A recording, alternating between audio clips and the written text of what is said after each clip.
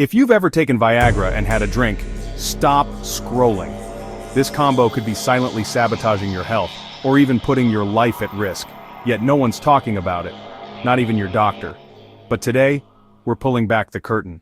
Viagra and alcohol both affect your blood vessels. Now imagine combining them.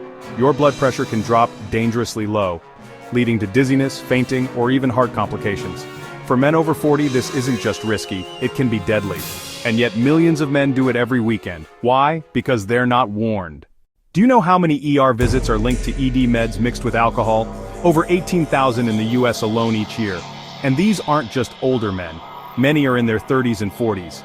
Even celebrities have admitted to blacking out or experiencing heart palpitations after mixing the two.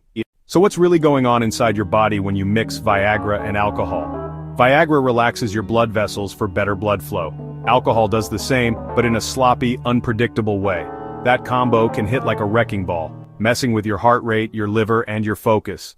Doctors recommend spacing out Viagra and alcohol by at least 6 hours. And even then, limit the drink to 1 glass. Want a stronger erection and a safer night? Switch to water, take Viagra on an empty stomach and wait 30-60 minutes. Some experts even say alternatives like topical gels are better, zero alcohol interactions. Ask yourself, is one night of fun worth risking your heart? Your partner wants you alive, not passed out or rushed to the ER. Real confidence comes from control, not chemicals and cocktails. Don't be the next viral ED gone wrong story. Hit like if this opened your eyes, comment below. Have you ever mixed Viagra and alcohol? Subscribe for more life-changing truths doctors won't say out loud.